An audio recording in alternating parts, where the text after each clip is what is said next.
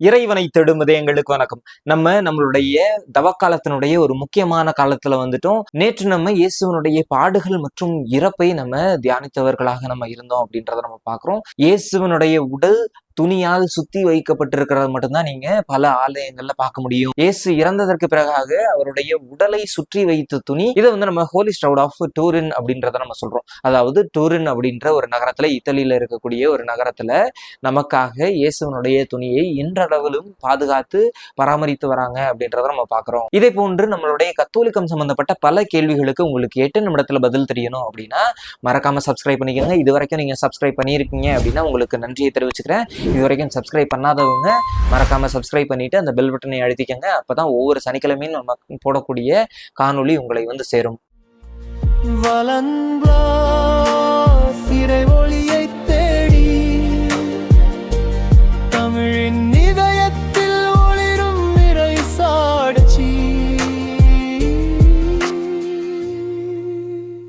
அன்புக்குரியவர்களே, இன்னைக்கு நம்மளுடைய ஆலயங்கள்ல மணிகள் ஒலிக்கப்படாது, நம்மளுடைய ஆலயங்கள்ல திருப்பலிகள் நிறைவேற்றப்படாது, ஒரு மகிமை நிறைந்த ஒரு மாட்சிமை நிறைந்த எந்த ஒரு காட்சியும் நீங்க இன்றைய நாள்ல பார்க்க முடியாது. அப்ப இயேசு கிறிஸ்து நம்மளிடையே இருந்து உண்மையிலே வாழ்ந்து சென்ற ஒரு கடவுளாக இருக்கிறாங்க அப்படின்றதுல நமக்கு எந்த ஒரு மாற்று கருத்தும் கிடையாது. இதைத்தான் நம்மளுடைய வரலாற்று பின்னணிகளும் சொல்லுது, அதையே தான் நம்மளுடைய விவிலியமும் சொல்லுது அப்படின்றத பாக்குறோம். யோவான் 19வது அதிகாரம் 40வது வசனத்துல நம்ம பார்த்தோம் அப்படின்னா, இயேசுவை சிலுவையிலிருந்து இறக்குனதற்கு பிறகாக அவரை ஒரு துணியால் சுத்தி அடக்கம் செய்தார்கள் அப்படின்றத நம்ம பாக்குறோம். அப்ப இந்த துணியால் அடக்கம் செய்யறது, இந்த துணியை சுற்றி அடக்கம் செய்யறது அப்படின்றதெல்லாம் இவர்களுடைய பாரம்பரியமாக இருந்திருக்குது அப்படின்றதுல நமக்கு எந்த ஒரு சந்தேகமும் தேவையில்லை. அப்போ அதே போலதான் இயேசுவும் இந்த துணியால சுற்றி அடக்கம் செய்யப்பட்டிருக்கிறார் அப்படின்றத நம்ம பார்க்கிறோம். அடுத்தது நேரடியாக நம்ம பார்த்தோம் அப்படின்னா, இயேசு கிறிஸ்துவை சுற்றி வைத்திருந்த துணி, இதை பத்தி தான் நம்ம இன்னைக்கு காணொலியில ஒரு டீட்டெயிலா பார்க்க போறோம். இந்த துணி அப்படின்னு நம்ம பார்த்தோம் அப்படின்னா, இது எல்லாருக்கும் தெரிஞ்ச பேர் என்னன்னா தி ஸ்ட்ரவுட் ஆஃப் டூரின் அப்படின்றதான் நம்ம பார்க்கிறோம். அப்போ இந்த ஸ்ட்ரவுட் ஆஃப் டூரின்ல நம்ம பார்த்தோம் அப்படின்னா, இந்த துணி நமக்கு என்ன சொல்லி தருது, இல்லை இந்த துணியில என்னதான் இருக்கு அப்படின்னு நம்ம பார்த்தோம் அப்படின்னா, ஒரு மனிதருடைய முழு உருவம், ஒரு பாடுபட்ட ஒரு மனிதனுடைய முழு உருவம் இருக்கிறத நம்ம பார்க்கிறோம்.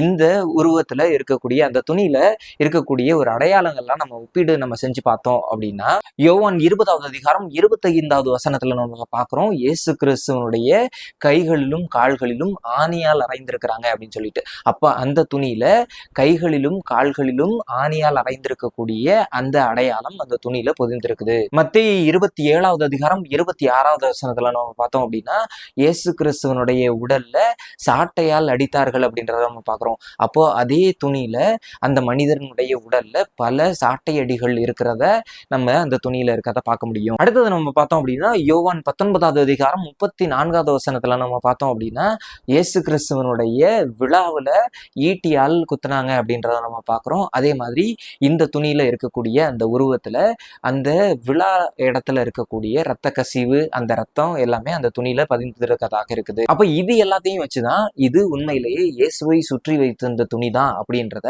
அவங்களால கன்ஃபார்ம் பண்ண முடிஞ்சது. அப்ப இது எதுவுமே ஒரு இமேஜினேஷன் கிடையாது, மாறாக வரலாற்றை நமக்கு மீண்டுமாக திருப்பி காட்டக்கூடிய ஒரு நிகழ்வாக இருக்குது.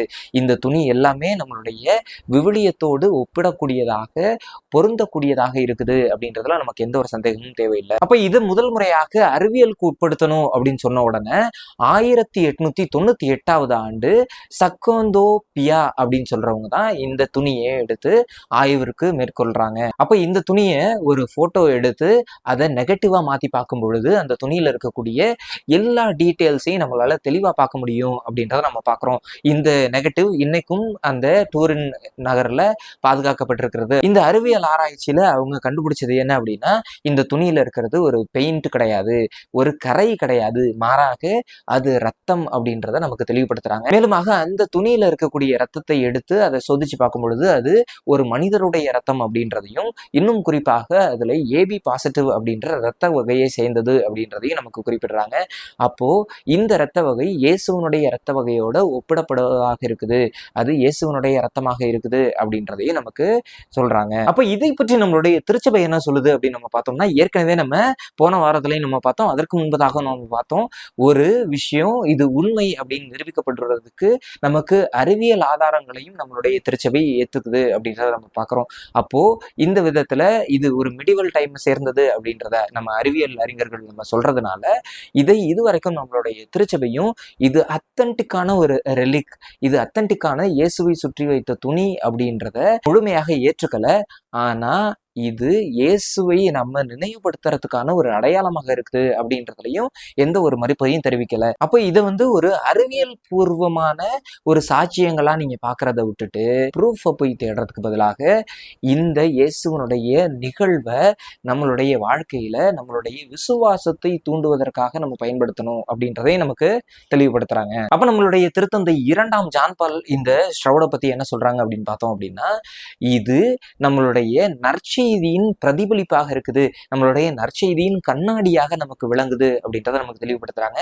இதை ப்ரூஃப் அப்படின்னு நமக்கு சொல்லல. அதை விட முக்கியமான ஒரு விஷயம் என்ன அப்படின்னா, நம்மளுடைய அறிவியலால எல்லா விஷயங்களையும் முழுமையாக புரிந்து கொள்ளக்கூடிய ஆற்றல் நம்மளுடைய அறிவியலுக்கு இல்லை.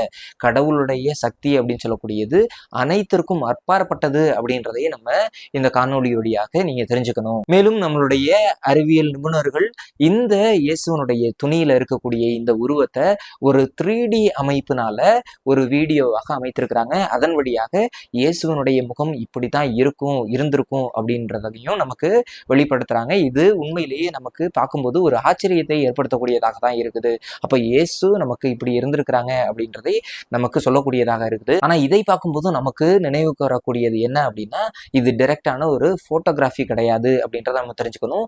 இப்படிதான் இருந்திருப்பாங்க அப்படின்றதை நமக்கு சொல்லக்கூடிய ஒரு இமேஜினேஷன். அதே போல நம்மளுடைய திருத்தந்தை 16வது பெனடிக்ட் 2010 அந்த இடத்துக்கு போயிட்டு அந்த ஷ்ரவுட் ஆஃப் டூரினை பார்க்கும்போது என்ன சொல்றாரு அப்படின்னு சொன்னோம்னா, இந்த ஷ்ரவுட் ஆஃப் டூரின் அப்படின்னு சொல்லக்கூடியது நம்மை இயேசுவனுடைய பாடுகளை தியானிக்க கூடியதாக இருக்குது, அதற்காக நம்மை அழைக்கக்கூடியதாக இருக்குது. அப்ப நம்ம கடவுள் மேல வைத்திருக்கக்கூடிய இந்த நம்பிக்கை அப்படின்னு சொல்லக்கூடியது இயேசு கிறிஸ்துவிற்கு நாம் அளிக்கக்கூடிய ஒரு பதிலாக இருக்குது அப்படின்றத பார்க்கிறோம். அதாவது இயேசு கிறிஸ்து நமக்கு கொடுக்கக்கூடிய அழைப்பிற்கு நாம் செவிசாய்த்து ஒரு பதிலை கொடுக்கிறோம்.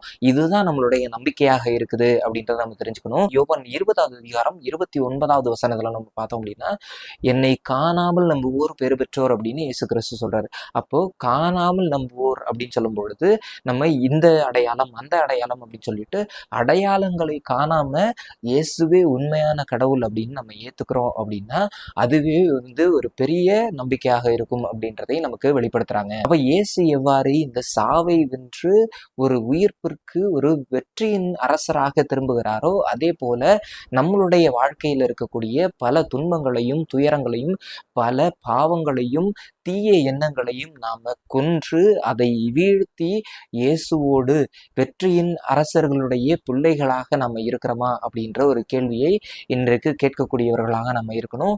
அதை சிந்திக்கக்கூடியவர்களாக நம்ம இருக்கணும். அப்போதான் நாளைக்கு இருக்கக்கூடிய இந்த ஈஸ்டர் மகிழ்ச்சியில நம்ம ஒரு முழுமையான மகிழ்ச்சியை நம்ம பங்காளிகளாக இருக்க முடியும். இந்த இயேசு கிறிஸ்துவனுடைய முழுமையான வெற்றியின் சின்னத்தை நாமளும் தாங்கி பிடிப்பவர்களாக நம்ம இருக்க முடியும். அப்ப நம்ம முழுமையாக நம்மை நாமே தயாரித்து இயேசுவனுடைய முழுமையான வெற்றியில பங்களிக்கக்கூடியவர்களாக பங்கு பெறக்கூடியவர்களாக நம்ம இருப்போம் அப்படின்னு சொல்லிட்டு அதனை தொடர்ந்து உங்கள் அனைவருக்கும் இயேசுவனுடைய உயிர்ப்பு விழா வாழ்த்துக்களை உங்களுக்கு அன்போடு தெரிவித்துக் கொண்டு உங்களை அடுத்த வாரம் ஒரு நல்ல காணொளியில் சந்திக்கிறேன். அதுவரை உங்களிடமிருந்து விடைபெறுவது உங்கள் சகோதரர் வளன்.